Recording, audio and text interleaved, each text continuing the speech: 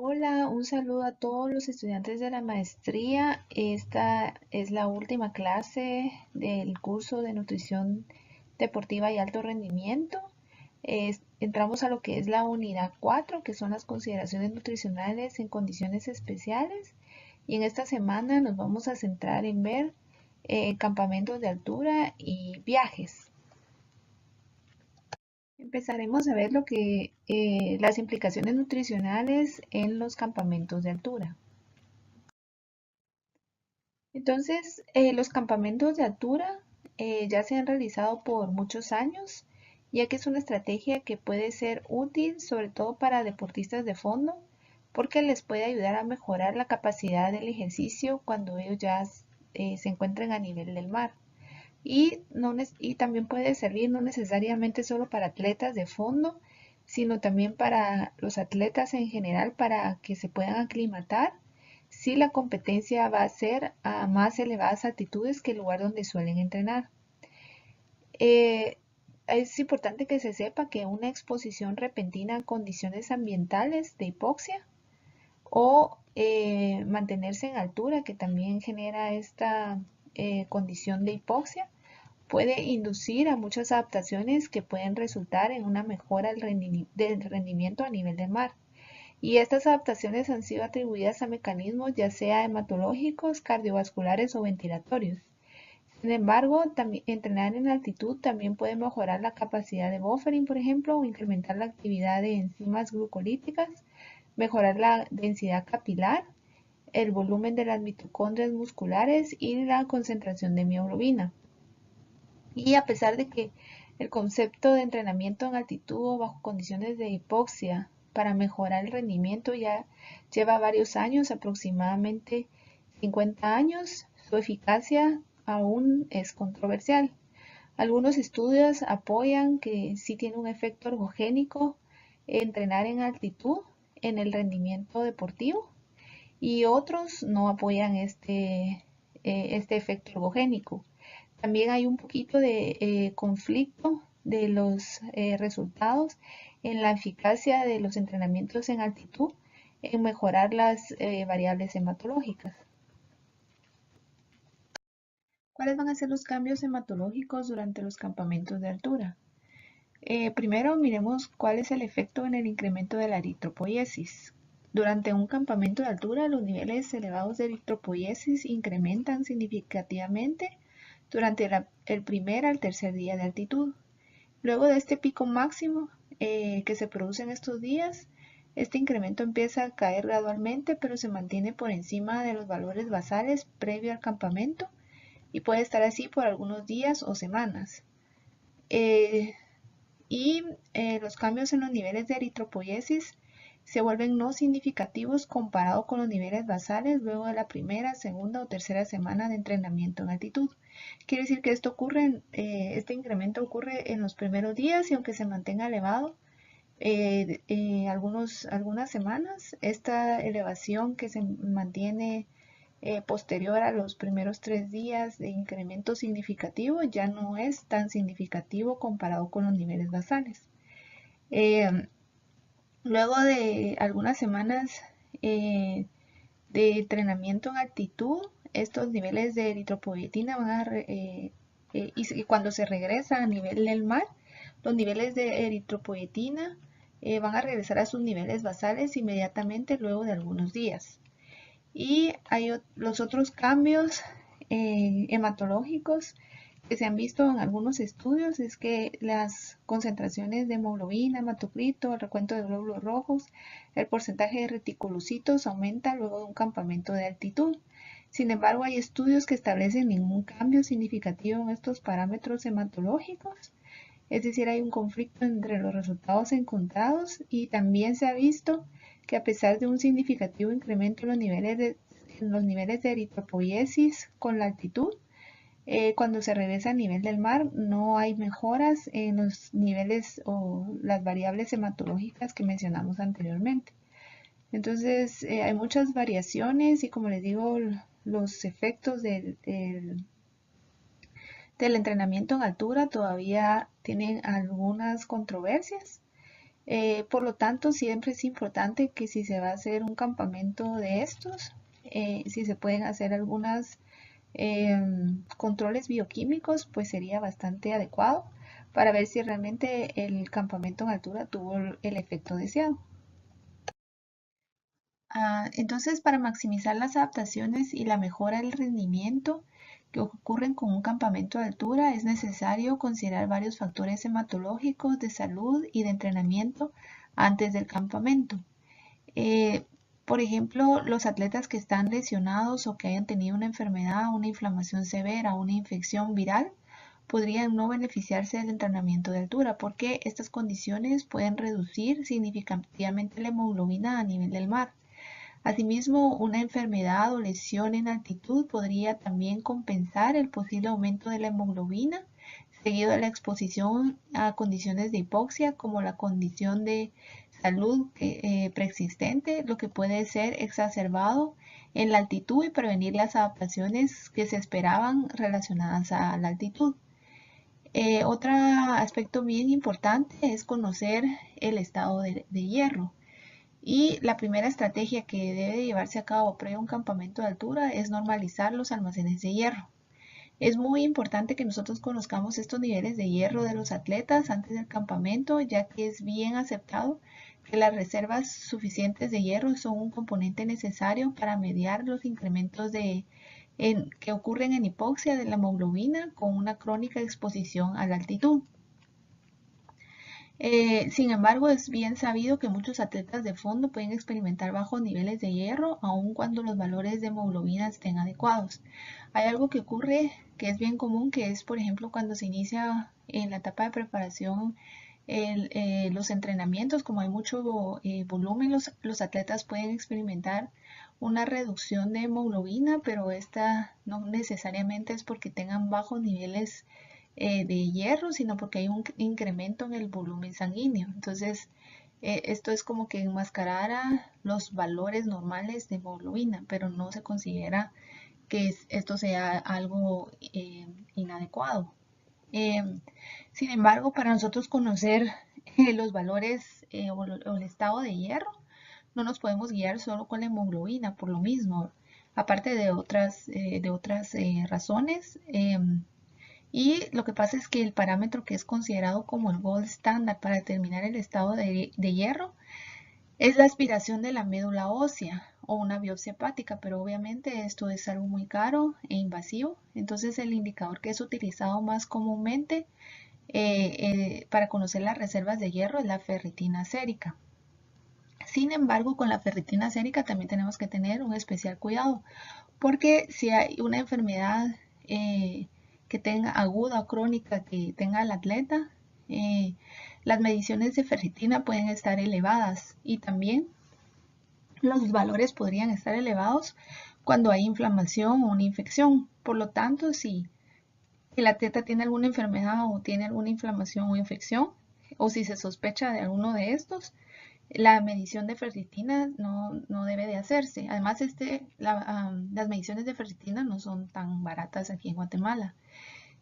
O si se van a hacer, digamos que el atleta sí tiene más acceso económico, deben de complementarse con algunos otros marcadores como la proteína C reactiva, por ejemplo, o la velocidad de sedimentación eritrocitaria. Para ver si esto está alterado, podría ser que el atleta y que la ferritina esté alta, podría ser que el atleta esté pasando por un proceso infeccioso o de inflamación.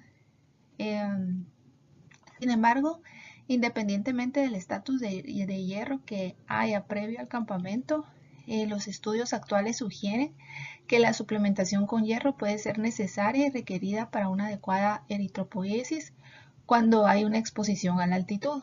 Y según los datos de investigaciones hechas por el Australian Institute of Sport, indican que luego de una crónica o moderada exposición a la altitud, 15 atletas que no se suplementaron con hierro oral mientras estaban en el campamento de altura no tuvieron un incremento significativo de la hemoglobina, mientras que los que sí se suplementaron, ya sea con 105 miligramos o 210 miligramos de hierro elemental diariamente, mostraron un incremento significativo. Entonces, lo que se ha utilizado por el Australian Institute of Sport es una preparación de sulfato ferroso líquido, donde hacen 200 miligramos eh, en 5 mililitros y 44 miligramos de hierro elemental. Y esto se lo adicionan a 250 mililitros de jugo de naranja o lo toman junto con 500 a 1000 miligramos de vitamina C. Y en una tablita que vamos a ver en la siguiente diapositiva, podrán ver cómo, dependiendo, ahí sí se toman en cuenta los niveles de ferritina para saber cuánto hierro se debería de suplementar. Aquí está la tabla de la que les hablé y estos son regímenes comunes de suplementación de hierro durante entrenamientos de altura, donde se juntaron varios estudios. Y aquí lo que hacen es que miden la ferritina sérica antes del campamento de altura para saber si se va a suplementar durante este campamento. Y por ejemplo, si los niveles están altos de ferritina, en estos valores, más de 100 para hombres, pero abajo de 200 en hombres, o arriba de 100 para mujeres, o abajo de 200 para mujeres, no es necesario suplementación con hierro, o se puede dar 44 miligramos de hierro elemental 2 a 3 veces a la semana. Cuando ya los valores son más bajos, dependiendo del valor, pues así será la suplementación.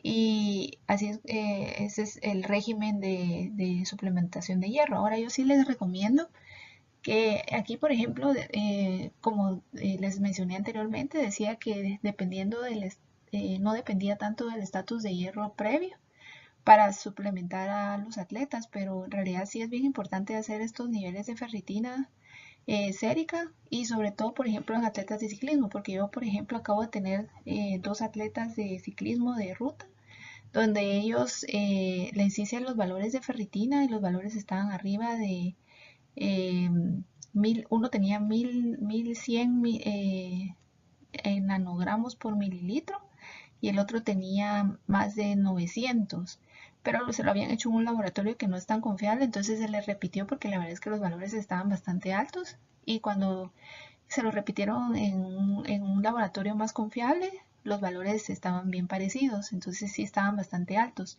Y si yo no hubiera hecho estos valores y ellos digamos que iban a ir a un campamento de altura y yo les empiezo a dar hierro, los hubiera podido intoxicar. Entonces sí es bien importante mejor saber los niveles de hierro previos y la razón por la que estos atletas tenían los niveles de ferritina altos, aunque costó conocer la causa, era porque ellos han utilizado suplementación con hierro crónicamente, no solo hierro tomado, sino hierro intravenoso, entonces por eso es que estaba así. Y entonces es mejor que nosotros sepamos bien si los valores de ferritina están bajos o no, y si por lo menos están abajo de los valores que dicen acá para dar o no un suplemento de hierro. ¿Cuáles son otras consideraciones que tenemos que tomar en cuenta en los campamentos de altura? La altitud de entrenamiento es importante porque se ha visto que si se entrena a altitudes mayores de 2500 metros, las mejoras en el rendimiento disminuyen. Y por ejemplo, los campamentos de altura aquí en Guatemala se hacen generalmente en Quetzaltenango, donde la altura es de 2330 metros, por lo tanto sería una adecuada altura para hacer un campamento de altura. Los resultados de estudios sugieren entonces que vivir entre 2000 a 2500 metros, que es considerado una moderada altitud, equivalente a la fracción de oxígeno inspirado del 16% en el nivel del mar, va a resultar en una altitud óptima para obtener las mejoras hematológicas, fisiológicas y del rendimiento. Además, tenemos que saber cuánto tiempo sería ideal estar en un campamento de altura y se ha sugerido que se necesita un mínimo de 21 días en altitud para incrementar sustancialmente los parámetros hematológicos y que se han visto incrementos cuando se prolongan hasta 28 días de exposición a la altitud. Pero en contraste hay otros estudios que proponen 14 días, que 14 días en condiciones de hipoxia son suficientes para obtener las adaptaciones hematológicas esperadas. Aquí generalmente los campamentos se hacen en alrededor de 3 semanas, que es más o menos el tiempo mínimo que se sugiere que es necesario. Y pienso que este podría ser un buen tiempo considerando las dos posturas, por si en el estudio de 14 días no se tomaron en consideración algunos otros aspectos. ¿Cuáles van a ser las últimas consideraciones que tenemos que tomar en cuenta en los campamentos de altura? Primero, que los primeros días en altitud pueden provocar pobre calidad de sueño y también deshidratación. Esto puede provocar una inadecuada recuperación a menos que los volúmenes y las cargas de entreno se vayan ajustando respectivamente. Cuando tenemos atletas que van a entrenar en altitud, nosotros como profesionales de la salud que trabajamos con atletas nos tenemos que enfocar en tres aspectos: el balance de energía, el consumo de carbohidratos y en la hidratación. Eh, Tenemos que saber que la deshidratación y la depleción de glucógeno son comúnmente observados cuando se entrena en altitud. En adición a las pérdidas de agua por sudor, el aire en la altitud mantiene poca agua, especialmente el aire frío, lo que incrementa la cantidad de agua que es perdida durante la respiración. Entonces, la tasa de agua perdida en altitud a través de la respiración es de hecho, o podría ser hasta incluso cerca del doble de pérdida para la misma actividad si se estuviera haciendo a nivel del mar. Y hay una disminución de la sed como respuesta a las condiciones de frío, lo que vuelve más fácil que los atletas lleguen a estar deshidratados. Entonces sí es bien importante ponerle mucha atención a la hidratación y decirles que las recomendaciones de líquido probablemente van a ser mayores. Incluso si nosotros nos fuéramos al campamento con ellos, podríamos hacerles pruebas de índice de sudoración para ver realmente cuánto agua es la que ellos van a necesitar eh, eh, reponer en estos campamentos durante los entrenos. Y también se ha visto que en la altitud el músculo no utiliza tanto la grasa como fuente de energía, sino que utiliza más el glucógeno. Y esto puede ser ventajoso porque los atletas van a utilizar más eficientemente el glucógeno. Es decir, que si uno dice que se utiliza más eficientemente, lo que quiere decir es que se utilizará menos oxígeno para convertirlo en energía. Lo que no ocurre cuando se utilizan las grasas como fuente de energía. Entonces, el metabolismo de los carbohidratos va a contribuir relativamente más a la producción de dióxido de carbono, la proteína o las grasas. Y este incremento resulta en una tasa de respiración alta, lo que incrementa la cantidad de oxígeno llevado a la sangre. Entonces, sí resulta bastante ventajoso utilizar el glucógeno como fuente de energía. Entonces, sí tenemos que estar pendientes en las cantidades de carbohidratos que le vamos a dar a los atletas, en la hidratación y en sí en todas en su requerimiento de energía para que el atleta pueda aprovechar y pueda sacar al máximo todas las adaptaciones y las mejoras en el rendimiento que se esperan con este campamento. Ahora vamos a hablar de los viajes porque los atletas frecuentemente van a competencias fuera del país. Además, no solo a competencias, sino también viajan por campamentos de entrenamiento. Entonces van a haber muchos aspectos, como dentro de ellos la alimentación, la adaptación a las nuevas formas de comer en los lugares donde van a llegar. Por ejemplo, si hay atletas que van a viajar a Japón, hay en los desayunos en Japón, por ejemplo, se incluye pescado. Es bien diferente las costumbres alimenticias en los diferentes países. Entonces uno tiene que hacer un poquito de investigación ya sabiendo hacia dónde va el atleta para ver cuál es el panorama de alimentación con el que se va a encontrar. Y también otra cosa importante es que va a haber un ajuste en la zona horaria dependiendo hacia dónde va el atleta. Entonces vamos a poderle dar ciertas recomendaciones específicas que le ayuden a adaptarse a estas nuevas zonas horarias para que no se afecte o se afecte de una menor manera posible el rendimiento deportivo. Cuando ya el atleta y los entrenadores están planeando un viaje, Es importante que se conozca la logística, como cuánto va a ser el tiempo de vuelo, cuáles van a ser las acomodaciones y por qué medio va a viajar el atleta. Tenemos que saber si el atleta va a tener comida en el hotel o en el centro donde se aloje, o va a tener que comprar su comida, por ejemplo. Entonces, si el atleta va a viajar por una competencia o un campamento, es importante investigar varios aspectos. El primero de ellos es si existe algún voluntario o un profesional que esté a cargo del servicio de alimentación.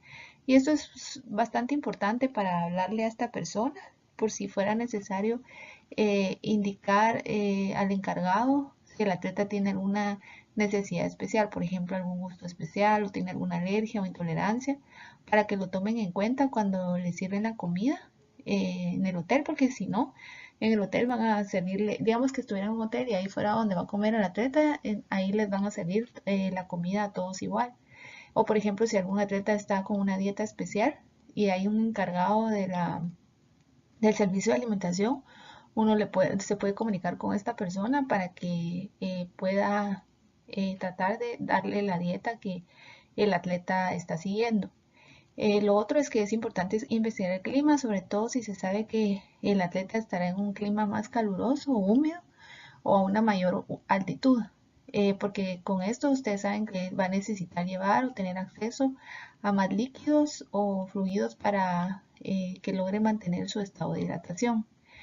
El destino también es importante para saber si los atletas tendrán algún supermercado cerca donde puedan comprar sus snacks o si tienen que comer en algún restaurante, por ejemplo, o si van a comer en el hotel. Todo eso es bien importante conocerlo para uno más o menos orientarlos y decirles si van al supermercado, como qué snacks pueden comer, comprar o mejor si llevan de los snacks de su casa. Eh, por ejemplo, el otro aspecto importante es que tenemos que más o menos investigar las costumbres de alimentación del país destino, porque hay algunas costumbres que probablemente no sean tan apropiadas para los atletas, como por ejemplo, hay países donde el desayuno es mínimo, ¿verdad? Apenas les dan una taza de café y un pan tostado, por ejemplo. Por lo tanto, nosotros los tenemos que orientar para que ellos vayan al supermercado y compren insumos como sería el desayuno, alguna fruta que los puedan andar cargando y puedan complementar el desayuno que les dan. Además, tenemos que saber las regulaciones de viaje del país o lugar destino. Eh, y esto es más que nada por si los atletas quisieran llevar alimentos de sus casas o algún suplemento nutricional. Por ejemplo, aquí en muchas ocasiones les he tenido que dar las recetas a los atletas de los suplementos porque me han contado que en los lugares donde han ido para tener algún respaldo, si ellos enseñan la receta, pues no hay ningún problema con algún suplemento que ellos lleven. Ahora vamos a hablar de un término que se llama descompensación horaria. En inglés esto se llama jet lag y este término se refiere a la sensación de desorientación, reducción del estado de alerta, hay una pobre coordinación psicomotora, hay un aturdimiento, impaciencia, falta de energía, pérdida de apetito, dificultad para dormir en la noche a pesar de haber estado cansado durante el día. Hay alteraciones también del tracto gastrointestinal, va a haber una reducción de la motivación y una incomodidad general que va a resultar de viajar a lo largo de diferentes zonas horarias y esto puede persistir por días. Sin embargo, esto no incluye la fatiga o rigidez que se siente cuando se viaja hacia el sur o hacia el norte, pero sí cuando se viaja hacia el este o hacia el oeste. Los viajes hacia el este tienden a causar dificultad para quedarse dormido y los viajes hacia el oeste usualmente interfieren con el mantenimiento de dormir una vez uno se queda dormido.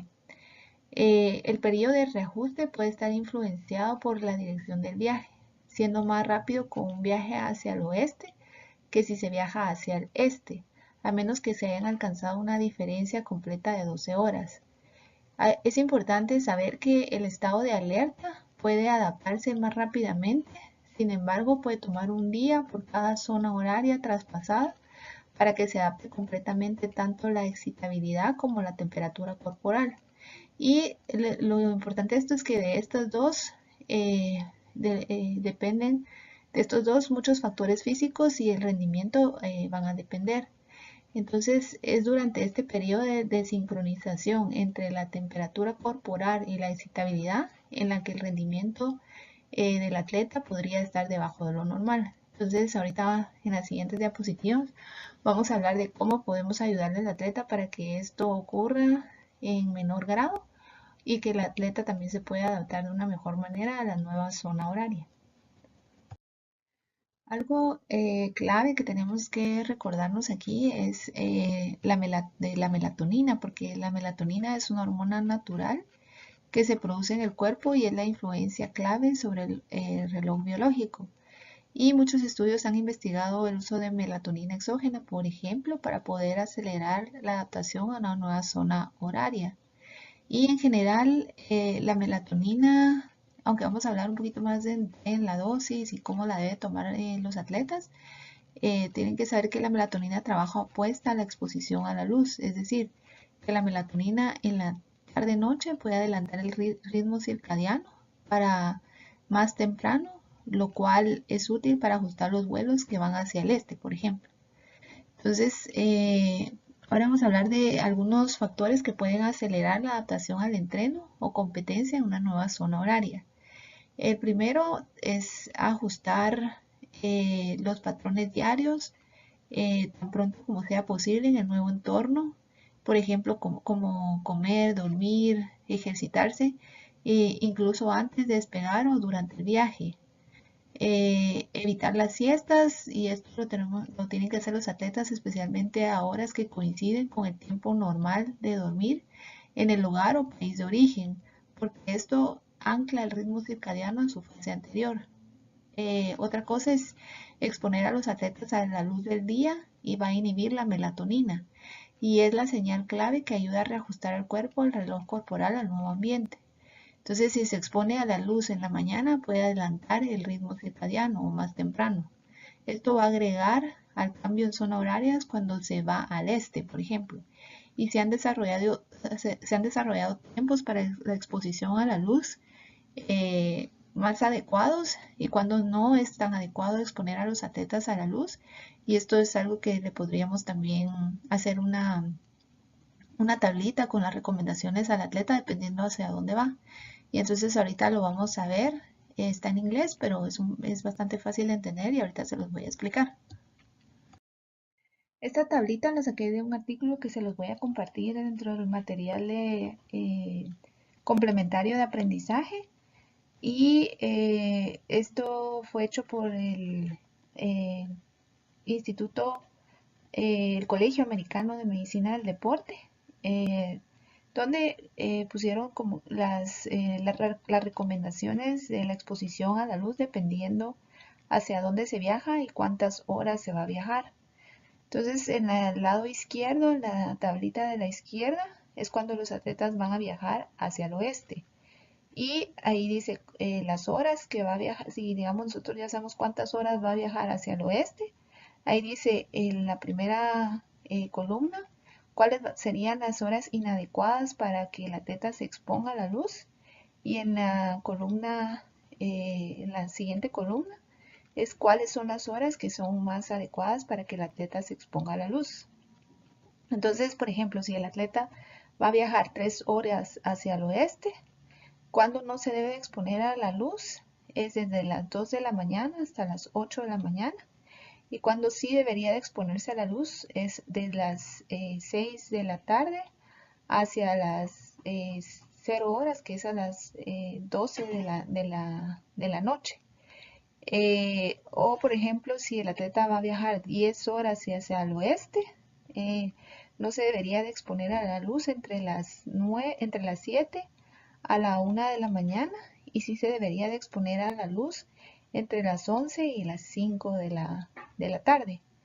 Y por ejemplo, si el atleta va a viajar al este, si son 3 horas, por ejemplo, cuando no debería de exponerse a la luz es de las 12 de medianoche a las 6 de la mañana, y cuando sí debería de exponerse a la luz es de las 8 a las 14 horas. Entonces, esta es una forma que que nosotros podemos tener una extra de recomendaciones para los atletas y por eso es tan importante investigar hacia dónde van y cuánto es las horas de vuelo para que nosotros podamos tomar ese extra para darles estas recomendaciones de cuándo deben de evitar la luz o cuándo sí sería más adecuado que ellos les dé la luz. Entonces, por ejemplo, en los aviones ellos pueden usar las máscaras de los ojos para taparse si es un momento donde no se deberían de exponer a la luz. O incluso cuando lleguen al hotel, si ellos pueden cerrar completamente las ventanas y como sea todavía entra luz, es mejor que usen estas máscaras para los ojos. Entonces, tómenlo en cuenta y denle este tipo de recomendaciones a los atletas también cuando van a viajar.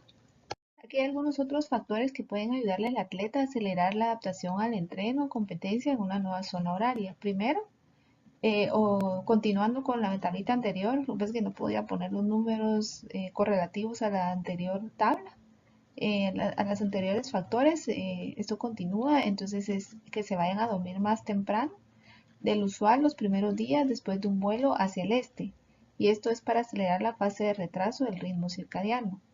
Luego, realizar ejercicio más en la noche que en la mañana después de un viaje hacia el este. Si se viaja por múltiples zonas horarias, más de 10 horas de diferencia, algunos atletas pueden preferir paradas durante la noche, durante el viaje para ayudarles al cambio, es decir, que no sea un viaje de corrido. Luego, escoger vuelos con llegada más tarde que más temprano como sea posible. Y esto es para que los atletas tengan la oportunidad de dormir completamente en la noche, en la nueva zona horaria, lo más antes posible desde que lleguen. Si se viaja por una competencia, hay que empezar a entrenar a la hora en que se va a competir en el lugar lo antes posible. Y también el uso de la melatonina se puede considerar, pero hay que tomarlo en los momentos más apropiados, como vamos a mostrar en la siguiente tablita. Aquí está la tabla que les había dicho, donde está la dosis de la melatonina según las características del viaje. Entonces, digamos que se va a viajar hacia el este hasta 9 horas, se requiere una fase de adelanto. Y la forma como se toma la melatonina es tomar de 3 a 5 miligramos a la hora de dormir o hasta 2 horas antes de la hora de dormir en el lugar destino. Y hay que empezar a tomarla entre 1 a 3 días antes del viaje a la hora planeada de que uno se va a ir o el atleta se va a ir a dormir en la hora zona o en la zona horaria destino. Cuando se va a viajar hacia el oeste hasta 9 horas se requiere una fase de retraso. Por lo tanto, es necesario tomar la melatonina en la mañana y tomar 0.5 miligramos al nomás se despierte el atleta. Y cuando se viaja hacia el oeste u oeste entre 10 o más horas, hay que tratar las dos direcciones como si fuera un viaje hacia el oeste, porque lo que requiere una fase de retraso, porque esto es usualmente más fácil de ajustar para los individuos. Y la forma como se va a tomar la melatonina es parecido a la anterior, que es en la mañana y usar una dosis tan pequeña que no va a generar sueño, que es estos 0.5 miligramos. Y se empieza de 2 a 3 días antes del viaje y no hay que esperar hasta llegar al lugar destino para empezar a tomarla. Algo bien importante es que nosotros también tenemos que saber que la melatonina se encuentra naturalmente en muchas comidas, incluyendo la avena, el elote, la cebada, el arroz, el jengibre, los tomates y los bananos. Y esta es derivada del triptófano y lo que requiere es adecuados niveles tanto de vitamina B3 como B6, así como calcio y magnesio, para que pueda ser sintetizada. Entonces, la melatonina endógena o la secreción de la melatonina endógena también puede estar inhibida por algunos alimentos y esto los tenemos que conocer. Uno de ellos es el alcohol, la cafeína. También puede estar inhibida por algunos medicamentos como la aspirina, el ibuprofeno y otros medicamentos como los beta bloqueadores. Entonces, es importante que nosotros les mencionemos estas interacciones a los atletas para ayudarlos a maximizar la síntesis endógena de melatonina cuando, por ejemplo, ellos no van a poder tomar un suplemento de melatonina exógeno. Ahora, ¿cuáles van a ser los principales problemas nutricionales comunes durante los viajes que pueden encontrarse los atletas? Primero, que haya poca variedad de comida y tipos de alimentos en los hogares de los atletas. Y esto lo que pasa es que puede ser más difícil para los atletas que puedan escoger una comida en otro país que disfruten cuando están viajando. Por lo tanto, sí es importante recomendarles a los atletas que se familiaricen con diferentes tipos de alimentos en sus hogares antes de viajar. También puede haber un acceso reducido a frutas frescas y vegetales y entonces siempre que les sea posible a los atletas deben de ir y buscar un supermercado local para abastecerse de frutas que puedan servir como refacciones. También hay que reforzarles a ellos la necesidad de que consuman vegetales, mejor si son al vapor, donde no se use ni mantequilla ni aceites, ahí así como las ensaladas y que las ensaladas no usen aderezos bajos en grasa. Otra cosa es que cuando se tienen los 3 tiempos de comida en un hotel, no siempre va a haber acceso a snacks para las refacciones, entonces los atletas deben tener sus propios snacks o los entrenadores deben de tener un plan para proveer snacks de refacciones a los atletas en medio de las comidas principales. También la disponibilidad de alimentos o suplementos deportivos. Hay algunos países que no tienen mucha variedad de suplementos y o bebidas deportivas, por lo tanto los atletas podrían llevarlo desde sus hogares, aunque es importante conocer las regulaciones de entrada de alimentos del país destino, porque si no es posible que hasta no los dejen pasar y tal vez hasta podrían gastar por gusto los atletas. Y generalmente esto más que nada pienso que les ocurre a los atletas que vienen, por ejemplo, de Europa o de Estados Unidos hacia países de Latinoamérica o en vías de desarrollo, porque ellos sí tienen más acceso a una variedad de suplementos que lo que nosotros tenemos acceso. Cuando nuestros atletas viajan a Estados Unidos o viajan a Europa, van a encontrar una mayor variedad y hasta uno puede sugerirles eh, que compren algún suplemento siempre y cuando no vaya a ser una competencia a la que van, porque recuérdense que sí es importante que los atletas hayan tomado ese suplemento con anterioridad, pero si es un campamento y por ejemplo en el país destino hay más disponibilidad, por ejemplo, de suplementos de cafeína y el atleta es un atleta de fondo y le puede servir esto para el entrenamiento, sí podría ser algo que se le puede recomendar que se compre en un país, al país que va a hacer su campamento o su entrenamiento. Eh, También puede haber alergias o intolerancias a alimentos que tengan los atletas y es importante siempre que haya una persona que sea el intérprete. El atleta no sabe el idioma del país destino para que se pueda preguntar sobre los alimentos que están disponibles en la región y que sí puedan ser tolerados por el atleta. También con la comida buffet pueden haber dos problemas.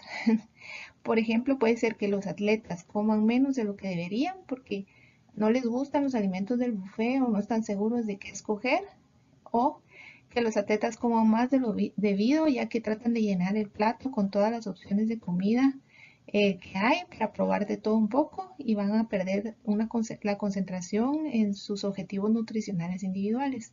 Entonces, siempre es importante educar a los atletas previo al viaje sobre las cantidades y los alimentos que deben de seleccionar. A mí siempre me preguntan, a veces hasta me escriben y me dicen, mira, en el buffet hay tal cosa, ¿tú consideras que puedo comer esto o esto? O uno ya desde acá los instruye para que ellos ya tengan una idea de qué es lo que pueden seleccionar, si existiera esta opción de comida. Y también otra cosa que puede pasar es que los atletas pueden comer de más por aburrimiento, porque los atletas pueden tener pocas actividades extras luego o antes de los entrenos y esto puede hacer de que deliberadamente coman en estos tiempos libres, por lo que hay que indicarles que deben realizar actividades de entretenimiento que no interrumpan con su descanso como por ejemplo que puedan ver películas o si tienen que estudiar, que estudien o que puedan leer un libro, por ejemplo, para evitar que coman de más solo porque estén aburridos.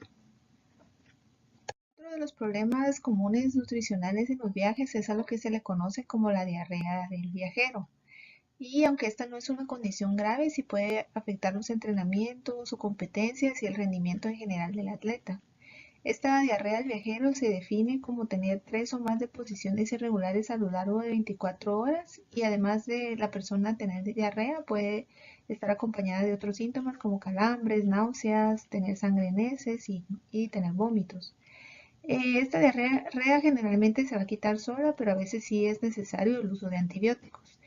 Y esto se ve más común cuando los atletas viajan a países como los nuestros en vías de desarrollo, por ejemplo, viajar a Estados Unidos o Europa. Y va a ocurrir en un 60% de las personas que viajan a estos países. Y se ha visto que los patógenos que causan más comúnmente esta diarrea son el Campylobacter, la Salmonella, la Escherichia coli y la Shigella. Una de las cosas o estrategias que se pueden utilizar es para reducir el riesgo de que las personas padezcan de esta diarrea es el uso de probióticos. Hay un metaanálisis que se hizo donde se analizaron 12 estudios y se encontró que el uso de probióticos sí fue significativo para prevenir la diarrea del viajero.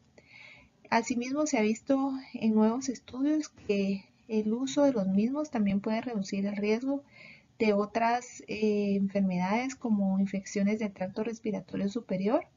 Y esto realmente es un área de interés, ya que es muy común que los atletas tengan este tipo de padecimientos, eh, por lo que habría que ver si también, aparte de prevenir que un atleta le dé diarrea, también pueda prevenir que el atleta pueda padecer este tipo de enfermedades respiratorias. Las cepas más efectivas para evitar la diarrea del viajero o que se encontraron en este análisis son las que están acá. La primera es un poquito difícil de pronunciar, pero la segunda es el Lactobacillus acidophilus y la Bifidobacterium bifidum, que son como que las cepas que más tuvieron un efecto significativo en prevenir la diarrea del viajero. También otra estrategia para evitar esta diarrea es el uso de prebióticos, pero la limitante de esto es que realmente los prebióticos lo que hacen es que dan el alimento a las bacterias que ya existen en el intestino, por lo que sí va a depender o sea, tener una buena mezcla de bacterias en el colon para que este uso de prebióticos sea efectivo. Y a pesar de que hay una limitada investigación relacionada a esto, sí se han visto una reducción de la diarrea del viajero, pero sí se van a necesitar más estudios al respecto. Estas son algunas guías de alimentación generales que nos pueden servir para cuando nosotros estamos haciendo, ya sea una guía de alimentación que se le va a dar al atleta o que nosotros quisiéramos dársela al entrenador o incluso si tuviéramos algún tipo de comunicación con la persona encargada del servicio de alimentación a donde van a llegar los atletas, también para que lo tome en cuenta a la hora de la preparación de las comidas y que sepa que generalmente los atletas pues en realidad no pueden comer tanta grasa, ni tanto azúcar, ni comer tantos postres. A mí me ha tocado evaluar la alimentación de hoteles, por ejemplo, y entonces ellos dan los menús que ellos tienen disponibles y con base en esos menús, pues uno ya les da las recomendaciones específicas de algunos cambios que tengan que hacer. Hace poco tuvimos a los atletas de PUMSE, que es una disciplina de taekwondo, donde es como ellos hacen lo que le llaman, como decirlo así, katas en karate. Ellos no están en combate, sino solo hacen la simulación de un combate, por decirlo así. Y ellos, las atletas estuvieron en un campamento y en un hotel de aquí de la ciudad. pero estas atletas sí tenían que bajar bastante su porcentaje de grasa, y en todos los tiempos de comida había un postre. Entonces, estas cosas, se mandó algunas recomendaciones de algunos postres que no necesariamente fueran pasteles, como era lo que les estaban ofreciendo en ese momento a las atletas, para que no se los dieran, porque eso sí podría afectar con el proceso de bajar de porcentaje de grasa para las mismas. Entonces, si tenemos este tipo de comunicación con las personas que van a ser las encargadas de dar la alimentación a los atletas, tenemos que tratar de darle las mejores recomendaciones y guías para que estas personas puedan preparar los alimentos que sean más adecuados para nuestro grupo de atletas. Y aquí están las referencias bibliográficas que se utilizaron para esta clase. Y con esto terminamos nuestro curso. Espero que haya sido de bastante provecho y que hayan aprendido bastantes cosas y ahora tengan una mejor idea de cómo debe de ser la alimentación de los atletas, las estrategias nutricionales que se deben utilizar dependiendo del tipo de deporte que se practica y las consideraciones especiales que vimos en esta ocasión. Y ya solo nos queda la otra semana la evaluación final del curso. Y igual siempre cualquier consulta, saben que podemos discutirlos en el foro de preguntas, para poder enriquecernos con tanto sus conocimientos como lo que yo pueda aportarles con las preguntas que ustedes realicen.